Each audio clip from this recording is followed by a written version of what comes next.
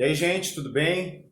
Então, continuando aí as nossas propriedades coligativas, a nossa segunda propriedade coligativa, então, é a ebulioscopia, né? O nome já dá para fazer relação com ebulioscopia e ebulição.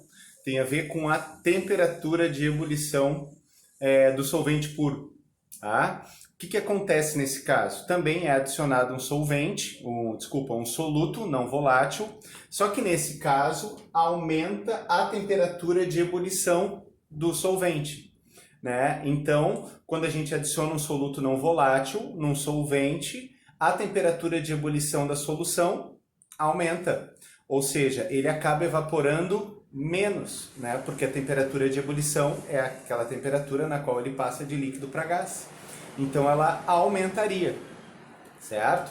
Vou dar um exemplo aqui para vocês, né? Aqui eu tenho um recipiente com água, só H2O, água pura, que ela tem uma temperatura de ebulição, mais ou menos 100 graus, né? A gente acabou de ver com a questão do diagrama de fases, né? Aproximadamente 100 graus na pressão atmosférica de 1 atm.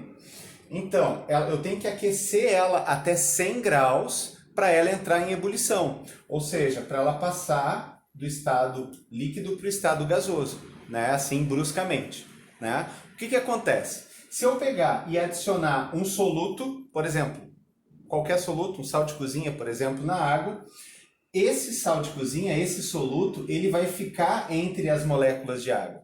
Então, ele dificulta o processo da água passar para o estado gasoso, né? Como se ele impedisse as águas, os H2Os, de saírem do estado líquido para passar para o estado gasoso, né? Então, para isso acontecer, o que eu tenho que fazer? Eu vou ter que aumentar a chama. Eu vou ter que dar maior quantidade de energia para essa água, né? Para ela sair do estado líquido e passar para o estado gasoso, né? Porque agora eu tenho não mais só água, eu tenho soluto também ali. E isso dificulta as interações entre as moléculas de água. Então ela tem que ser mais aquecida, né? Tem que ganhar uma energia maior para passar na ebulição, né? Então por isso que ela teria uma temperatura de ebulição maior que 100 graus, né? Para ela ferver, assim, entrar em ebulição, certo? Isso em função da chamada ebulioscopia, né? Então sempre uma solução, né? A mistura do solvente e do soluto tem uma temperatura de ebulição maior que o solvente puro, né? Pela adição do sal, né? Pela adição do soluto, certo? Aqui eu vou dar o mesmo exemplo para vocês que a gente discutiu na propriedade anterior, né? Aqui eu tenho água do mar e água da torneira, né? Qual das duas vai ter maior temperatura de ebulição? A que tiver maior quantidade de sal dissolvido, né? Então, a água do mar, eu tenho muito mais sal dissolvido do que a água da torneira. Então, ela vai ter um aumento de temperatura de ebulição muito maior que a água da torneira, né? Ou seja, então a água do mar vai evaporar muito menos do que a água da torneira, né? Isso já confirma a propriedade anterior que a gente viu, né? A pressão de vapor.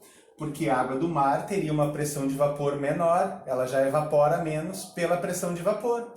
E a temperatura de ebulição tem que concordar com isso, né? Sempre quanto maior a temperatura de ebulição, né, menos daquela substância vai evaporar, certo?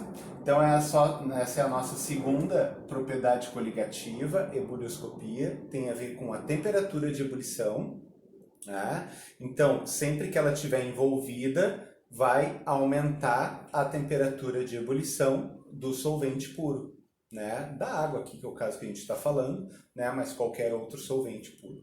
Ok? Bons estudos para vocês e seguimos para a terceira propriedade coligativa. Abraço, gente!